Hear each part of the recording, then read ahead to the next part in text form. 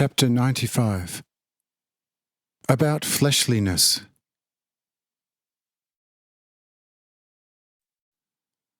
But Lamech, hearing such pleasant encouragement from Enoch, straightened his soul, saying, "O beloved brother, I want to talk, as long as my throat and tongue are capable of words.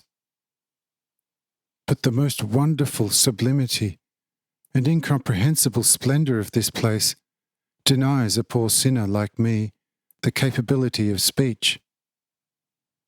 And therefore the activity of speaking becomes a sour business, if the language tools are failing.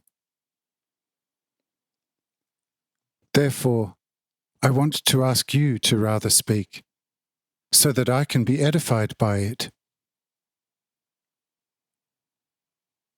About the foolishness of man, I think I have said enough. But if something can be said to their praise, then open your mouth and make it known to us, and thereby make good my reproach.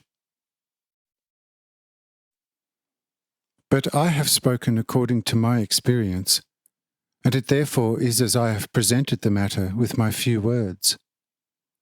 But you, O brother, surely have a different experience on the heights than I could have in the sinful depths, and therefore you will be in a much better position to render a fair judgment over humanity. And thus I ask you to speak instead."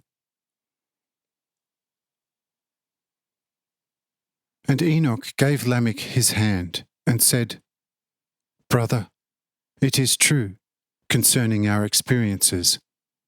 Yours are completely different in the depths from mine here on the heights. You nevertheless have spoken correctly in general for the depths and also for the heights. Because also here, generally, the flesh accounts for more than the Lord himself. Yes, if you will ask someone and say, 'Brother or sister, what do you love and honour more, the flesh or God your Lord, Creator and Father?' He or she will tell you at once, 'What terrible question is this? Who will ever love the flesh more than God?' No, such a thought, such a question is already a sin, by which the earth trembles to the core. But pay attention to his actions, his life, and it will very soon show that he, with the greatest joy of the world, will chit-chat about entirely contemptible, worthless, worldly and carnal sweet subjects for days, weeks, months and years. But if you begin to quite seriously talk with him about God and purely spiritual living things, he will make a very puzzled, sad and extremely stupid face, and after an hour-long conversation, you will see him putting on a fathom-long boring expression, which will tell you with the clearest emphasis,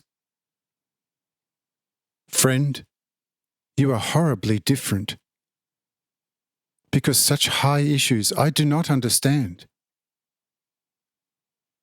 And because I do not understand them, they serve to awaken in me boredom, inner peevishness, and the soon following drowsiness.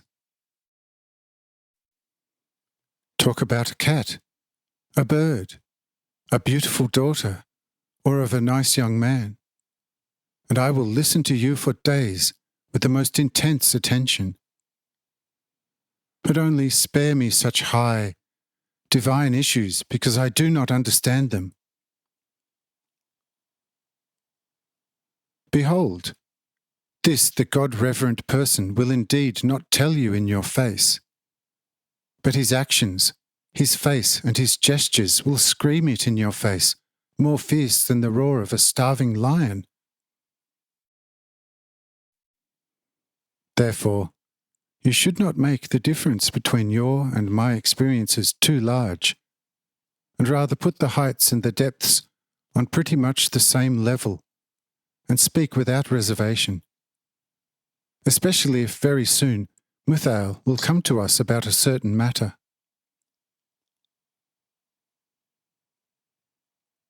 But now we want to walk through this cave, and from there towards the morning. There you shall see the glorious arrangement of God. But as I said, when Muthail joins us, I will refer him to you, and you will find the right words to talk to him. And so let it be done in the name of the Lord. Amen.